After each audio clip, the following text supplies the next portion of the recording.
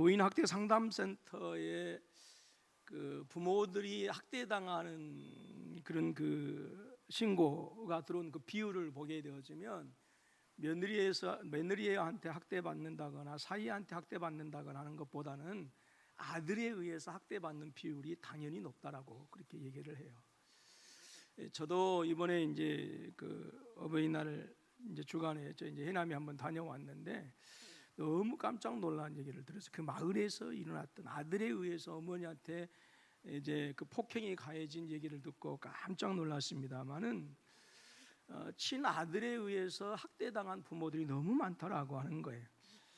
한 번은 서강대에서 교육학 강의를 하는 교수님께서 아버지에 대해서 어떻게 생각하는가 한번 써가지고 레포트로 제출하라고 했는데 놀라운 것은 30명에서 40명의 그 학생들한테 아버지에 대한 긍정적으로 생각하는 그 학생들이 거의 없었다라고 하는 거예요. 불과 3, 4명에 불과했다라고 그렇게 얘기해요. 어떤 학생들은 아버지가 너무 싫다, 또 아버지가 무섭다라고 이렇게 대답을 하는 그런 친구들도 있었고, 심지어는 아버지를 죽이고 싶을 때가 있다라고 이렇게 레포트를 작성한 학생들도 있었다고 합니다. 아버지 결핍 현상을 지나서 아버지를 부정하는 현상, 더 나아가서는 아버지의 부재의 현상, 아버지가 존재함에도 불구하고 마치 아버지가 계시지 않는 것처럼 그렇게 오늘날 많은 우리 청년들, 젊은이들이 살아가고 있다라고 하는 것이 현재 우리의 사회의 한 모습이어서 대단히 안타깝기도 합니다. 출애굽기 20장 12절에 내 부모를 공경하라, 그리하면 너희 하나님 여호와가 내게 준 땅에서 내 생명이 길리라 라고 말씀하셨어요. 또 에베소서 6장 1절로 3절 말씀에서도 자녀들아 너희 부모를 주 안에서 순종하라, 이것이 옳으니라. 내 아버지와 어머니를 공경하라, 이것이 약속 있는 첫 계명이니 이는 내가 잘 되고 땅에서 장수하리라 라고 이렇게 말씀하셨습니다. 자, 이렇게 하는 것이 마땅한데 지금 현재 우리 주변에서 나타나고 있는 사회 현실은 그렇지 못하다라고 하는 것이지요. 부모를 공경하려면 부모를 사랑해야 되고요, 또 부모를 사랑하려면 부모를 이해해야 합니다. 혹시라도 우리가 누군가를 미워하고 또 누군가에 대해서 울분을 가지고 있다고 한다면요, 그것은 우리의 삶이 그만큼 피폐해지고 파괴되어졌다라고 하는 분명한 증거가 되어질 것입니다. 혹시 우리 부모 자식 간에도요 사람인지라 오해할 수가 있어요. 그리고 자식들은 부모에 대해서 서운할 때가 있고요, 또 자식들은 부모님들은 자식들에 대해서 서운할 때가 있는데요, 오늘 이 시간 말씀을 통해서 서로 간에 혹시라도 우리가 맺혀 있는 것, 부모 자식 간에 또는 부모 자식 간이 아니더라도 부부 간에, 부모 형제지 간에 맺혀 있는 그것들을 오늘 말씀을 통해서 한번 생각해 보면서 우리 안에서 그 모든 악하고 더러운 것들이 떠나가는 귀한 은혜의 시간이 되실 수 있기를 주님의 이름으로 축원합니다. 오늘 말씀을 보게 되어지면 참 애달픈 아비의 심정이 나타나고 있어요.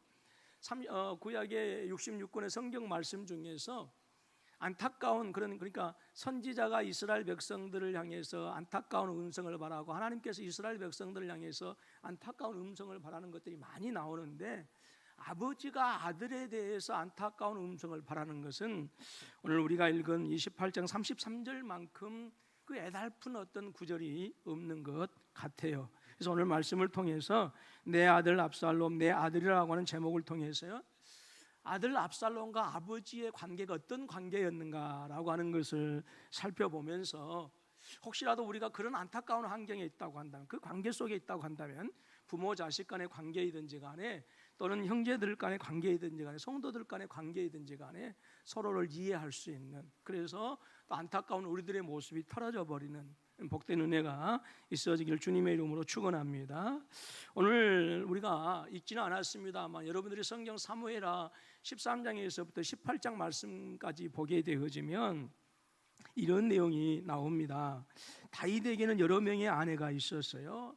미갈이라고 하는 사울의 딸이죠. 그 다음에 아히노암, 마하가, 아비가일, 밧세바라고 하는 이 여인들이 나오는데, 이 여인들은 바로 다윗의 아내였어요. 근데 이 13장에서 18장 말씀을 보게 되어지면 이제 압살롬과의 다윗과의 그 관계가 우리에게 그려지고 있는데, 그 장을 보게 되어지면 아들 압살롬은 아버지 다윗을 너무 미워했던 모습을 보게 되어집니다. 말씀드리는 것처럼 다윗에게는 여러 명의 아내가 있었는데, 그래서 또 이 여인들에게서 낳은 그런 자녀들이 여러 명이 있었고요. 그래서 우리가 그 사무엘하를 보게 되어지면 이 여러 명의 낳은 아들들끼리 또 어떤 그 정치적인 역학관계 때문에 서로 죽고 죽이는 이러한 권력투쟁과 함투가 일어나는 모습을 우리가 보게 되어집니다. 아히노함에게서 낳은 아들 암논이라고 하는 다윗의 아들이 있는데 모든 형제들보다 맏아들이었고요. 그리고 이 또 마아가라고 하는 여인에서 낳은 아들이 있었는데 압살롬이라고 하는 아들이고, 또 그의 동생 다말이라고 하는 딸이 있었습니다. 그리고 이 아이들은 다 어디서 출생하냐면 헤브론이라고 하는 곳에서 출생을 해요. 헤브론은 예루살렘에서 남쪽으로 한 15, 16km를 내려가게 되어지면 있어요. 예루살렘에서 베들레헴까지는 한 3km, 4km가 되어지고요. 그 베들레헴에서 남쪽으로 더 내려가게 되어지면 이제 헤브론이 있고, 그 헤브론에서 다시 한 20km를 내려가게 되어지면 아브라함이 거느렸던 그 브엘세바라고 하는 곳이 있습니다. 아브라함은 그 브엘세바와 헤브론을 자주 왔다 갔다 하면서 이제 이사를 했는데요. 근데 다윗이 이제 이 압살롬과 암논과 다말이라고 하는 이 아이들이 헤브론에서 탄생을 해서 다윗이 왕이 되어 가지고 예루살렘을 옮길 때 이제 그곳으로 다 옮기게 되어지죠. 그런데 이 암논이 사랑하는 여인이 생겼어요. 그 여인은 다름이 아니라 자신의 이복 동생 압살롬의 동생 바로 다말이었어요. 아마 예뻤던 것 같아요. 그래서 이 암논이 너무 다말을 이제 연모해서 이제 그의 친구가 준 계책을 가지고 아픈 척을 하니까 아버지 다윗이 궁금해서 어떻게 하면 네가 낫겠느냐라고 이렇게 물으니까 동생 다말로 하여금 저희 거제에서 제 시중을 들게 하시면 아마 제가 나을 것 같습니다라고 그렇게 얘기하니까 다윗은 아무 의심도 없이 다말들어 네 오빠에 가서 좀 돌봐주어라라고 그렇게 얘기해요. 그래서 아버지의 명대로 암논의 거처로 이제 다말이 들어가게 되어지죠. 그런데 이 암논이 다말을 그 자리에서 성폭행하고 말았어요. 그리고는 다말을 이전에 사랑했던 것보다 더 지독하게 다말을 미워하게 되어집니다. 그러니까 한마디로 다말은 암논에게 있어서 그냥 성적인 놀이개의 대상밖에 되지 않았던 거예요.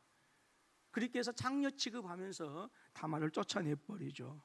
다말이 너무 큰 상처를 입었기 때문에 옷을 찢고 죄를 머리에 무릅쓰고 그리고 손을 머리에 얹겨 크게 우니까 압살롬이 깜짝 놀라서 그 잔후 사정을 알아본 다음에 자기의 거처로 들입니다. 이 일로 인해서 압살롬은 암논을 심히 미워하고요, 암논과의 모든 교제를 단절시켜버립니다. 그런데 압살롬은 아버지 다윗이 이 암논에게 어떤 처벌을 할 줄 알았어요. 어떤 분명히 처벌을 하든지 책망을 하든지 어떤 징계를 줄지 알았는데, 근데 아버지 다윗은 시간이 지나도 암논이 그런 악한 짓을 했음에도 불구하고 전혀 처벌하지 않았어요. 급기야 압살롬은 한 가지 계획을 세우죠. 그 사건이 있는 2년 후에 들에서 양의 털을 깎는 그 잔치, 옛날에는요 양의 털을 깎는 날은 잔치였어요. 그래서 왕자들을 이제 자기의 그 처소, 즉 자기가 잔치 벌이는 그 날을 그 장소로 불러들여서 그곳에서 다른 왕자들과 더불어서 암논을 같이 죽여버리고, 그리고 압살롬은 구술 지방으로 도망하게 되어집니다.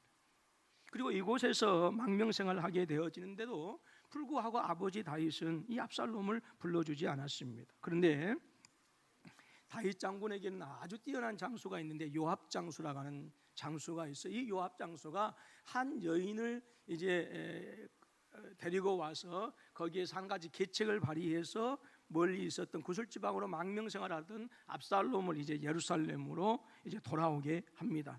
그런데 다윗은 압살롬이 돌아왔지만 만나주지 않았어요.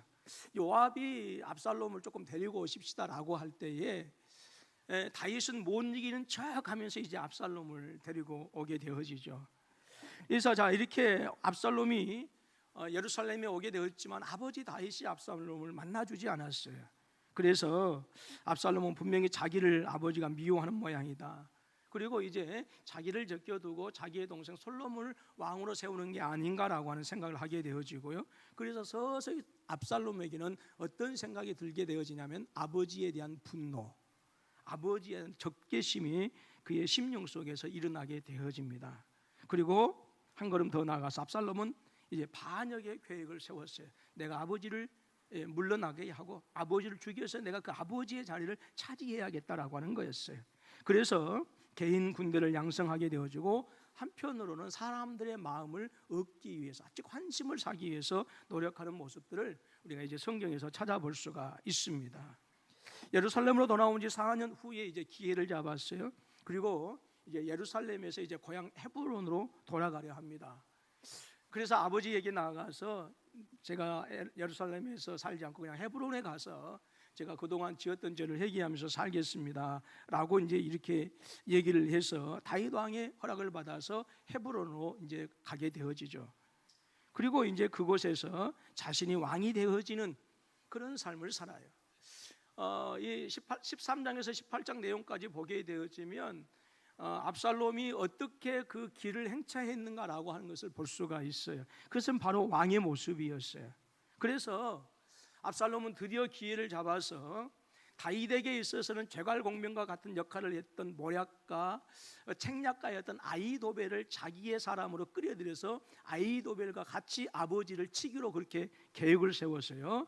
군사 200명을 모아서 예루살렘을 급습하게 되어집니다. 이 소식을 들은 다윗은 신하들과 함께 황급히 예루살렘을 왕궁을 떠나서 기드론 시내를 건너서 감람산을 지나 광야를 지나서 요단강에서 지나서 마하람까지 가게 되어집니다. 이 거리가 한 수십 킬로가 되어져요. 우리가 이제 성지순례 간다고 광고가 나왔습니다만은 다윗의 왕궁터가 있고요. 그 다윗의 왕궁터에서 바로 보면 기드론이라고 하는 큰 골짜기가 있어요. 지금은 그쪽으로 차가 다니고 물이 없습니다만 과거에는 물이 깊은 아주 골짜기였어요. 그래서 그 기드론 골짜기를 건너서 이제 감람산으로 올라가죠. 그 감람산은 예수님께서 자주 가셔서 기도했던 곳이고요. 그래서 감람산을 넘어서 이제 광야로 거쳐서 요단강을 가게 되어지고 요단강을 건너게 되어지면 요단 갈릴리 호수와 사이의 그 중간에 그 야복강이라고 하는 곳이 있는데 그 야복강에 보면 숫곳이라고 하는 곳이 있고 그 숫곳에 지나서 마하나임이라고 하는 곳이 있는데 야곱이 쫓겨났다가 돌아왔을 때 하나님의 군대가 그를 진치는 모습을 보게 되어지는데 그것이 바로 마하나임이라고 하는 곳이에요. 그래서 이곳까지 도망하게 되어지는. 그래서 압살롬은 군사를 이끌고 이제 예루살렘을 점령하게 되어지고요. 그리고 그곳에서요 도저히 아들로서는 해서는 안 될 짓, 인간으로서는 해서는 안 될 짓을 하게 되어지는데 어떤 일이냐? 이스라엘의 모든 사람들이 보는 앞에서 그 지붕에서 대낮에 아버지의 후궁들과 같이 잠을 자는 그런 악한 일을 하는 거예요. 그래서 아버지의 권위, 아버지의 체면, 아버지의 위신은 이 아들 압살롬에 의해서 완전히 추락하게 되어지고 망신창이가 되고 맙니다. 그런데 압살롬은 그것으로 만족하지 않아요. 도망간 아버지 다윗을 죽이기 위해서 군사들을 일구고 요단강을 건너서 다윗이 숨어있는 마하나임 성읍 그 앞까지 지금 다윗의 턱 밑 끝까지 지금 추격하게 되어집니다. 결국 에브라임 수풀이라고 하는 곳에서 다윗이 보낸 군사와 이제 압살롬과 군대 간에 이제 전투가 벌이게 되어지고요. 이 전투에서 다윗의 군대가 크게 승리하게 되어지고 압살롬의 군대는 2만 명 이상의 죽음을 당하게 되어지고 그곳에서 압살롬도 이제 요압이 찌른 창에 의해서 죽임을 당하게 되어집니다. 압살롬은 여동생 다말을 성폭행했어요. 성폭행한 이 암논을 징계하지 않는 이 아버지에 대한 분노와 적개심이 강했어요. 아버지가 너무 미웠던 거예요. 압살롬은 평생 형에 대한 상처를 가지고 살았고요. 그리고 아버지에 대한 증오를 가지고 살았어요. 그러니까 왕자였지만 대단히 비극적인 삶을 살았던 사람이 이 압살롬이라고 하는 사람입니다. 형을 죽이고 아버지에 대한 반란을 일으키고 아버지 후궁을 성폭행했던, 그래도 분이 안 풀려서 마하람까지 도망한 그 아버지를 죽이기 위해서 그 턱 밑까지 쫓아갔던 사람. 그런데 아버지의 장수 요압에게 비극적인 죽임을 당하게 되어지죠. 우리가 성경을 보게 되어지면 압살롬이 정말 잘생겼어요. 그리고 그 특별히 머리카락이 그렇게 길고 윤기가 나고 아름다웠다라고 그렇게 얘기하고 값으로 따지면 200세겔이었다라고 그렇게 얘기를 해요. 근데 이제 이 전쟁 에브라임 수풀에서 전쟁을 하는데 이 그 압살롬은 이 노새를 타고 이제 전쟁을 하게 되어지는데 이제 지게 되어지니까 노새를 타고 도망하는데 머리가 출렁출렁 거리는 거예요. 그러니까 출렁출렁 하니까 큰 나무 밑으로 지나가는데 그 머리카락이 나무의 가지가 걸리게 되어지고 그 사이로 노새는 빠져나가게 되어지고 그리고 압살롬은 머리카락이 나무까지 걸려가지고 오도 가도 못하는 대롱대롱하는 그런 상태로 지금 있다가 결국은 요압이 찌른 그 창에 의해서 심장을 찌르게 되어지고 죽게 되어지고 그때 요압과 함께 갔던 10명의 요압의 부하들에 의해서요 처참하게 죽음을 당하고 그리고 그 근처에 있는 구덩이에 그 시체가 던져지고 돌로 묻어버립니다. 비참한 죽임을 당하는 것이죠. 그러니까 압살롬은 평생 아버지 때문에 분노했던 사람이었고 아버지 때문에 고통스러워서 울었던 비극적인 삶이었어요. 그럼에도 불구하고 아버지 다윗은 압살롬을 미워하지 않습니다. 압살롬이 암논과 다른 왕자들을 죽이고 구슬 지방으로 도망하게 되어졌을 때 얼마든지 당시에 다윗의 어떤 그 왕권과 그 유다의 국력은 모든 그 주변의 나라를 아우르고 있는 그런 어떤 형세였기 때문에 얼마든지 군대를 파송해서 그 죄를 물을 수도 있었고 잡아올 수도 있었지만 다윗은 그렇게 하지 않았어요. 요압이 압살롬을 구슬해서 데려와야 한다는 청을 거부하지 아니하고 슬그머니 못 이기는 척하면서 압살롬이 이스라엘로 다시 오는 것을 용납합니다. 또 돌아온 압살롬이 군사를 준비하고 백성의 마음을 훔치고 있음에도 불구하고 아들 압살롬을 야단치거나 책망하지 않아요. 여러분 지금은 사찰하는 것이 이제 큰 일이지만 과거에는 어느 왕이든지 간에 그 왕권을 유지하기 위해서요 뭐예요? 소위 말해서 사찰을 많이 했어요. 그러니까 압살롬이 백성들의 마음을 사기 위해서 한심을 사기 위해서 수작을 부리고 계획을 꾸미고 그리고 군대를 양성한다라고 하는 이 사실은요 이미 임금 다윗은 이미 알고 있었다라고 하는 거예요. 그럼에도 불구하고 데리고 와서 너 왜 그러느냐라고 다그치거나 책망하지 않습니다. 압살롬이 헤브론에서 왕됨을 선포했을 때 얼마든지 진압군을 보낼 수 있었어요. 그 얘기는 오늘 우리가 그 18장에서 나옵니다만은 그 아비새와 그다음에 요압과 이때라고 하는 그런 탁월하고 뛰어난 장수들이 있었거든요. 압살롬이 200명의 군사로 예루살렘을 향해서 진격해 올 때 얼마든지 나가서 대적하고 그를 죽일 수 있었고 그의 군대를 멸절시키도 있었지만 싸우지 않고요 성을 비워주고 그냥 도망쳐버리고 맙니다. 마하나임까지 도망해서 더 이상 갈 곳이 없게 되어지자 이제 그곳에서 어쩔 수 없이 압살롬의 군대와 부딪히게 되어지고 그리고 에브라임 수풀에서 전투를 하게 되어지는데 그때 군대를 세 대로 나누어서 한 대는 요압과 아비새 그리고 이때에게 세 대로 나누어서 보내면서 그렇게 얘기를 해요. 사무엘하 18장 5절 말씀인데요. 자, 같이 한번 시작. 자, 18장 5절 시작. 왕이 요압과 아비새와 이때에게 명령하여 이르되 나를 위하여 젊은 압살롬을 너그러이 대우하라 하니 왕이 압살롬을 위하여 모든 군 지휘관에게 명령할 때에 백성들이 다 들으니라 그랬어요. 여러분 여기서 명령이라고 나오지만 이 장수들에게 자신의 지금 반역한 아들 어떤 면에서는 당연히 죽어야 되는 아들이에요. 그리고 지금 자기는 아버지이지만 이 장수들이나 다른 백성들한테서는 반란자입니다. 그래서 어쩌면 임금으로서 어떻게 하든지 반란을 진압해라라고 그렇게 얘기를 해야 돼요. 근데요 여기서 이제 명령이라고 말씀을 나옵니다만은 마치 여러분 다윗이 크게 명령했던 것처럼 큰 소리로 억압적으로 그렇게 얘기했을까요? 여러분 이 상황이 어땠을 것 같아요? 한번 머리로 그려보시면 좋겠어요. 비록 장수, 자기의 부하 장수이고 얼마든지 자기가 얘기하면 불섬이라도 뛰어들 수 있는 충성스러운 그런 장수들이지만, 여기서는 어떻게 하고 사정조예요. 사정조. 나를 위하여 젊은 이 압살롬을 너그러이 용서해 달라라고 하는 것이죠. 그러니까 왕으로서 명령하는 것이 아니라 지극한 사랑을 가진 아버지로서 명령하고 부탁하고 있는 거예요. 그런데도 불구하고 요압 장군은 압살롬을 만났을 때 그를 용서하지 아니하고 그가 나뭇가지에 걸려서 대롱거리고 있을 때에 창으로 그의 심장을 찔러서 비참하게 죽여버리고 맙니다. 다윗은 이제 성문에 앉아가지고 이제 그 전투의 소식을 듣고 있습니다. 18장에 우리가 이제 그 이전에 보게 되어지면 다윗이 성문 옆에서 앉아 있는데 지금 다윗은 어떤 소식을 기다리고 있을까요?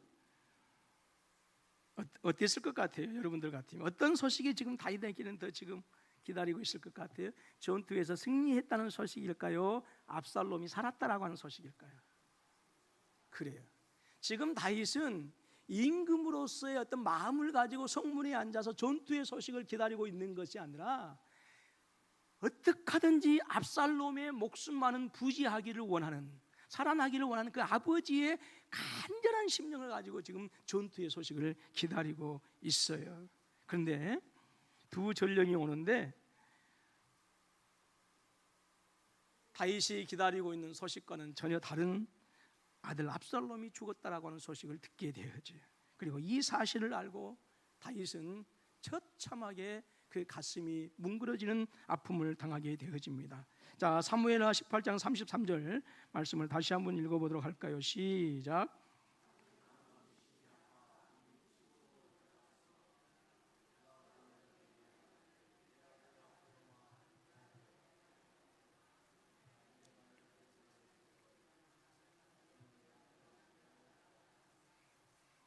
올라갈 때에 말하기를 내 아들 압살롬아, 내 아들 압살롬아, 내가 너를 대신하여 죽었다면 압살롬 내 아들아 하였더라. 여러분, 아들이라고 하는 얘기가 몇 번 나와요? 한 번, 두 번, 세 번, 네 번, 5번이나 나와요. 여기서 마음이 심히 아파라고 하는 말씀은 히브리어로 나가지라고 하는 말씀인데 떨다 존율하다라고 하는 그런 뜻을 가지고 있어요. 그러니까 다윗이 압살롬의 죽음의 소식을 접하고 나서는 엄청난 충격을 받아요. 마치 자신의 심장이 창에 의해서 찔린 것 같은 그런 아픔을 당하게 되어지죠. 그리고 올라가서라고 하는 히브리어 단어는 알라라고 하는 것인데 오르다라고 하는 뜻이고요. 이것은 무슨 말이냐면 성루 아래에 있다가 위로 올라갔다라고 하는 것을 말하는 것이고요. 이 올라가래에 해당할 단어는 알라크라고 하는 단어인데 행하다라고 하는 뜻을 가지고 있어요. 그러니까 이 올라가서 올라가리라고 하는 이 알라와 알라크라고 하는 이 뜻은 무슨 뜻이냐면 성루에 이미 올라가서 지금 정신없이 넉나간 사람처럼 이리저리 지금 왔다 갔다 배회하는 모습을 얘기하는 거예요. 그러니까 지금 다윗은 전투가 승리했다라고 하는, 반란이 진압됐다라고 하는, 그래서 자기의 자리가 유지되었다라고 하는 기쁨과 어떤 감사보다도 아들 압살롬이 죽었다라고 하는 충격에 휩싸여서 지금 성루에서 정신없이 왔다 갔다 하는 거예요. 그리고 이리저리 미친 듯이 뛰면서 비통하게 오열하고 있어요. 다윗의 아들 압살롬의 죽음에 대해서 너무 아파하고 있는 모습이지요. 여러분, 다윗이 이렇게 아파한 이유가 있었어요. 그것은 바로 자기 죄책에 대한 가책 때문에 그랬어요. 사무엘하 11장에서 12장에 보게 되어지면 또 우리가 유명한 성경의 내용을 우리가 알 수 있지 않습니까? 바로 다윗이 낮잠을 자다가 일어나서 왕궁을 걷게 되어지는데 건너편에서 어떤 아름다운 미모 여인이 빨가벗고 샤워하고 있었어요. 여러분, 이제 여러분들이 예루살렘을 가게 되어지면 이제 그 예루살렘 그 성전산에 올라가서 비아돌로사라고 하는, 그래서 예수님께서 이제 골고다까지 가서 십자가까지 가는 그 길을 이제 비아돌로사라고 하는데, 그 비아돌로사 주변에는요 수없이 많은 아랍 상인들의 그 상점이 있고요. 그리고 거미줄처럼 미로처럼 이제 있는 그 길들이 있습니다. 자칫 잘못하면 길을 잃을 수도 있어요. 그런데 저는 이제 지난번에 갔을 때 그 2000년 전에 예루살렘의 정중앙에 그 자리에 갔어요. 그 여전히 2000년 전에 어떤 그런 어떤 흔적을, 건물의 흔적을 찾아볼 수가 있는데요. 거기는 식당이었어요. 그런데 그 가운데 가가지고 다른 목사님들은 다 이제 잡담을 하고 얘기를 나누는데, 저는 이제 새로운 곳에 가면 늘 여기저기 기웃거려 봐야 됩니다. 그래서 이제 아무도 모르게 이제 저 혼자 그 골목을 여기저기 다니다가 이제 옥상으로 이제 계단길 올라가 봤더니, 아니 옥상에 길이 있더라고요. 옥상에. 그러니까 밑에는 수도 없이 미로 같은 길들이 이리저리 꾸불꾸불 거리는데, 또 옥상은 모든 것이 다 보일 수 있는 그런 또 길들이 있어가지고 차는 다니지 아니하지만 사람들이 그 옥상을 통해서 자기들의 목적지로 오고 가는 그런 또 그렇게 되어 있어요. 그 길이 평평하게, 그 옥상이 계속해서 그렇게 평평하게 이어져 있어요. 2000년 전에도 역시 마찬가지였어요. 2000년 전에도 우리가 지금 뭐 한옥을 생각하면 안 돼요. 우리 한옥 생각하면 못 올라가죠. 그런데 이제 얼마든지 2000년 전에, 그 4000년 전에, 3000년 전에, 지금도 그렇지만 이스라엘 사람들은 올라가서 그 지붕에서 교제하고 지붕에서 얘기를 하고 그랬다라고 하는 거예요. 모든 왕들이 전쟁에 출전하러 갔을 때 다윗은 가지 아니하고 왕궁에서 잠을 자다가 잠을 깨기 위해서 옥상에 올라가서 거니는데, 밧세바가 저쪽에서 목욕하고 있는 거예요. 근데 여러분, 이것도 조금 뭔가 조금 수상쩍어요. 왜냐하면 여러분, 목욕하려면 어디서 해야 돼요? 옛날이나 지금이나. 아니 막 다 보는 데서 합니까? 아니잖아요. 보이는 것도 다 가리고 하잖아요. 그런데 이 여인이 지금 보이는 곳에서 했다라고 하는 이것은, 이 여인도 뭔가 음흉한 뭐가 있었지 않는가. 아무튼 뭐 제 추론입니다. 하는데 밧세바를 발견하게 되어지고요. 근데 이 밧세바의 남편이 누구냐? 지금 전쟁터에 나가 있는 우리아라고 하는 장수였어요. 우리아는 암몬 족속의 랍바성을 공격하기 위해서 지금 가장 치열하게 전투하고 있는 그곳에 지금 있습니다. 다윗은 결국 우리아의 아내와 간음하게 되어지고요. 급기야 우리아의 아내는 임신을 하게 되어집니다. 다윗은 이 사실을 감추기 위해서 지금 전쟁터에서 열심히 싸우고 있는 이 우리아를 불러냅니다. 그리고 우리아를 너 너무 힘들고 어려우니까 조금 쉬었다가 전쟁터에 가라라고 하면서 밧세바와 자기를 이제 권면해서 드리려고 하는데, 우리아는 너무 충성스러운 장군이었어요. 지금 치열하게 전쟁터에서 피를 튀기며 많은 내 장수와 내 부하 동료들이 죽어가고 있는데, 나는 편안하게 아내와 함께 잠자리를 할 수 없다라고 그렇게 하면서 몇 번이나 거절하고 결국은 이제 다윗이 포기하게 되어집니다. 자, 이렇게 이제 다윗의 의도가 실패로 돌아가게 되어지니까 한가리 다윗이 어떤 생각을 하게 되냐면, 이 사람을 죽여야겠다라고 하는 거예요. 그래서 전장에 있는 요압 장군에게 우리아를 죽이라고 하는 내용의 편지를 써가지고 우리아 손에 들고 가게 하는 거예요. 세익스피어가 쓴 햄릿이라고 하는 책을 보게 되어지면, 햄릿의 아버지가 하도 오래전에 읽었기 때문에 잘 기억이 안 납니다만은, 잠들어 있을 때 그의 작은 아버지가 와가지고 귀 속에 동물을 넣어서 죽이게 되어요. 그리고 자기가 왕을 차지하게 되죠. 근데 이 자기 아버지 그 조카의 햄릿은 조카인데, 이 햄릿을 또 죽이기 위해서 이제 그 왕이 계략을 꾸미는데, 자기 이제 아는 사람에게 이 햄릿을 죽이라고 하면서 햄릿을 죽이라고 하는 그 편지를 햄릿으로 들고 가게 해요. 근데 햄릿이 가다가 어떤 계기에 의해서 그 편지의 내용을 알게 되어집니다. 그 편지를 보니까 자기를 죽이라고 하는 편지였거든요. 그래서 거기서 유명한 말을 해요. 그 편지를 보고 죽느냐 사느냐 그것이 문제로다. 지금 이 우리아는 지금 이 편지의 내용이 무슨 내용인지 모르는데, 실은 그 편지의 내용은 지금 어떤 내용이에요? 자기를 죽이라고 하는 내용이에요. 그리고 그것을 요압 장군에게 갖다 주고요. 요압 장군이 그 편지를 보니까 적군이 싸울 때 가장 치열한 곳에 우리아를 투입시키라고 하는 거예요.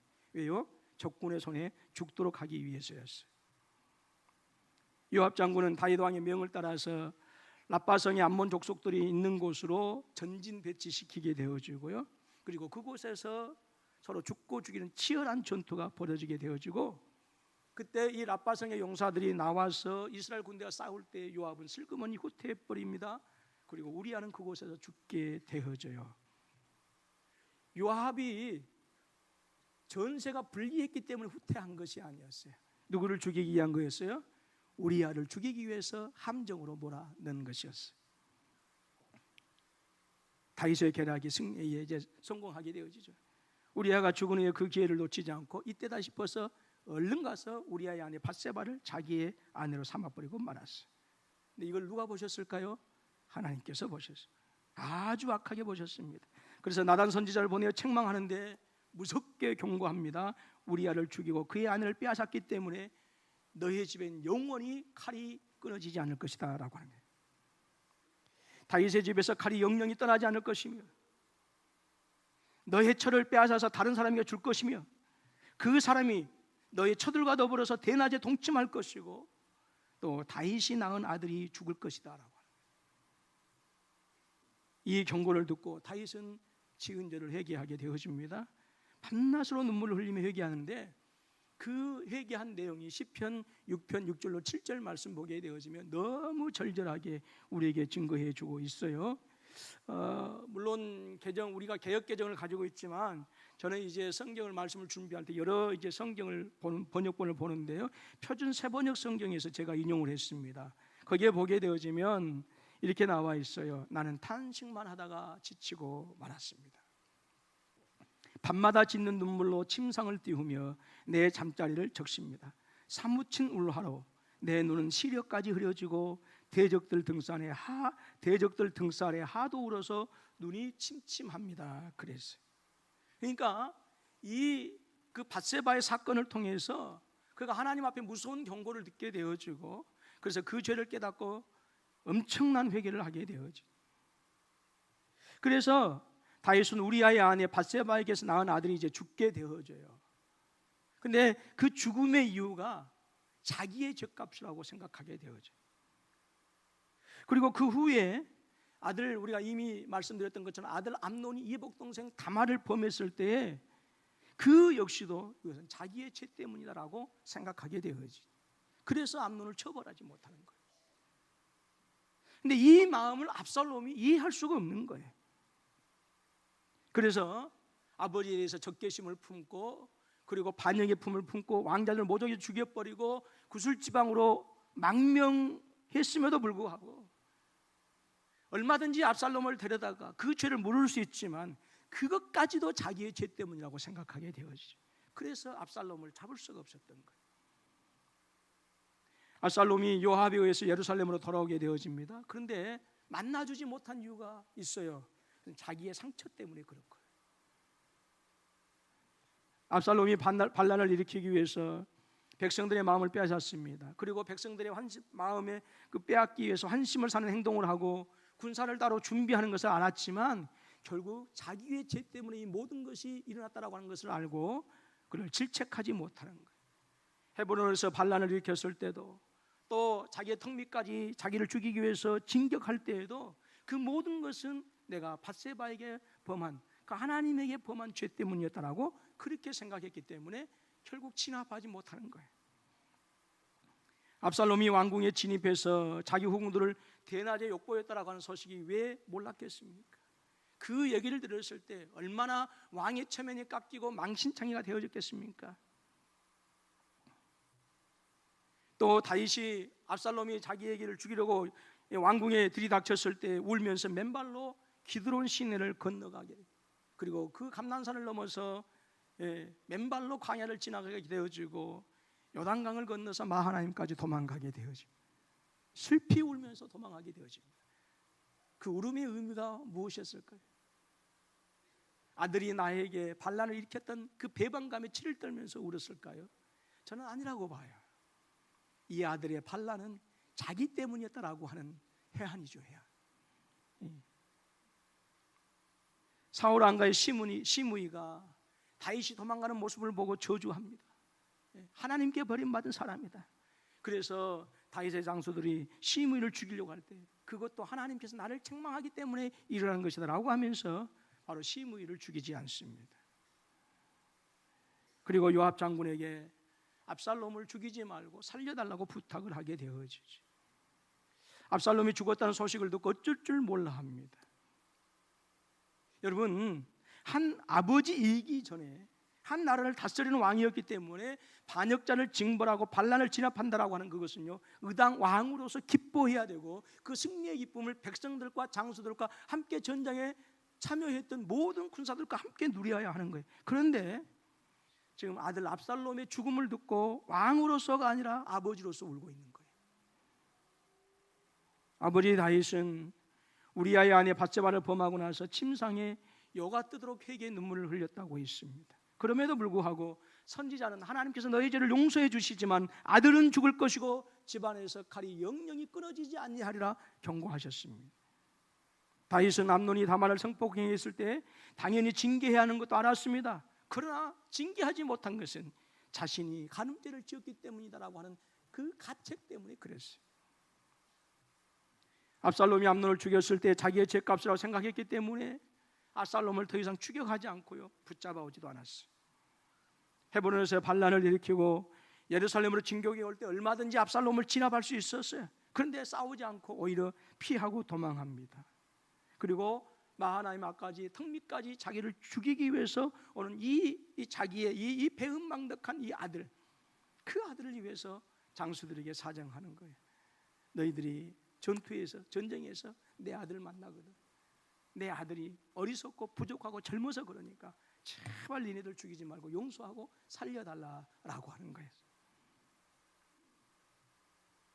그리고 이 압살롬이 죽었을 때에 심장이 찢어지는 그런 고통과 아픔으로 울게 되어집니다. 왜 그랬을까요? 모든 원인들이 자기에게 있다라고. 압살롬이 분노하면서 적개심을 가지고 원망하면서 인생을 살다가 죽었던 것도 자기의 죄 때문에.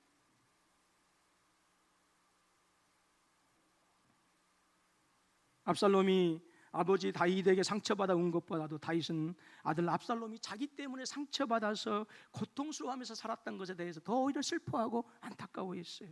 그래서 오늘 말씀을 통해서도 우리가 아는 것처럼 차라리 내가 죽었더라면 내 아들 압살롬아, 내 아들 압살롬아, 내가 너를 대신하여 죽었다면 압살롬 내 아들아. 압살롬이 평생 분노로 살 수밖에 없었던 이유, 상처를 가지고 살 수밖에 없었던 이유, 결국 비참하게 죽을 수밖에 없는 그 모든 것들은 결국 자기의 죄 때문이라고 다윗은 그렇게 깨닫게 되어진 거예요. 압살롬은 평생 아버지 다윗을 미워했습니다. 왕위를 찬탈하고 후궁들을 대낮에 욕보이고도 분이 풀리지 않은, 그래서 아버지를 죽이기 위해서 군대를 모집해서 마하나임까지 추격해서 아버지를 죽여야 분이 풀리겠다고 했던 거예요. 그렇지만 아들 압살롬은 결국은 창에 찔려서 죽임을 당하게 되어집니다. 그러나 아버지 다윗이 아들 압살롬을 향해서 차막칼을 들고 대항할 수 없었던 이유는 자기 죄에 대한 죄책감, 가책 때문이었다라고 하는 거예요. 여러분, 그것을 자기의 이 죄책, 이것을 압살롬에게 고백할 수 있는 문제가 아니에요. 왜요? 압살롬을 미워해서가 아니라 자기 자신의 죄에 대한 갈등과 고통이 그만큼 컸다라고 하는 것을 우리가 알 수 있는 거예요. 오히려 다윗은 그런 상황에서 어떻게 할 수 없는 상황, 압살롬이 분노로 잘못되어져 가는 것을 보면서 어떻게 할 수 없는 그 상황에서 오히려 자기의 모든 것이 자기의 죄 때문이라 일어난 것을 알게 되어지고 자책하게 되어지고 아파하게 되어지고. 여러분, 부모 자식 간에도요, 사람들의 일이기 때문에 오해가 있을 수 있고요, 서운한 생각이 들 수 있어요. 부부지간에도 역시 마찬가지고 부모들 형제들 간에 역시 마찬가지. 혹시라도 오늘 저와 여러분들에게 그런 오해와 섭섭함이 있다고 한다면 이 가정의 달을 보내면서 성령의 은혜를 힘입어서 혹시 우리 가운데 오해하고 있는 부분들, 아픈 부분들이 있다고 한다면 여러분 오늘 성령의 은혜를 통해서 털어버릴 수 있는 기회가 되실 수 있기를 주님의 이름으로 축원합니다. 그리할 때에 가정이 분명히 회복되어질 것입니다. 마지막으로 동영상 하나를 보면서 말씀을 마무리하도록 하겠습니다.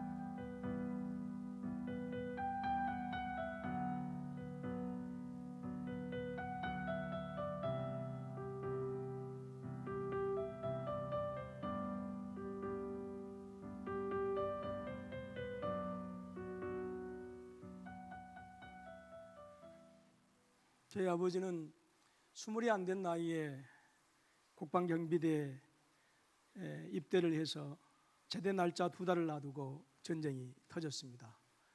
그 이후로 10년 동안 한국에서 일어난 모든 전쟁터는 다 다니셨던 것 같아요. 그래서 적군에게 맞은 총알 자국도 이쪽 옆에서 이쪽으로 관통 자국도 있고, 백병전에서 싸우면서 적의 손에 대검에 칼을 맞았던 그런 자국도 있고요.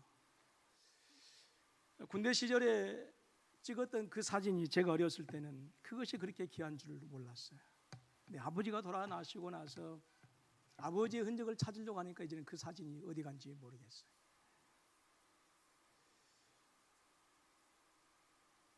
아버지의 마음이라고 하는 그런 내용인데요. 여러분, 말씀을 드린 것처럼 부모 자녀 간의 어떤 오해뿐만 아니라 혹시 부부 간의 어떤 그런 또 오해가 없는가 살피시고, 또 형제 간의 오해가 있다고 한다면, 성도 간의 오해가 있다고 한다면 우리 죄를 바라보면서 여러분 서로 살피셔서, 그래서 여러분 우리 안에 있는 서운한 오해나 그런 아픈 것들은 훌훌 털어버렸으면 좋겠어요. 그래서 여러분 이 5월 한 달은 가정이 회복되어지고요, 여러분의 삶이 회복되어지는 복된 한 달이 되어질 수 있기를 주님의 이름으로 축원합니다. 기도하겠습니다. 하나님 아버지,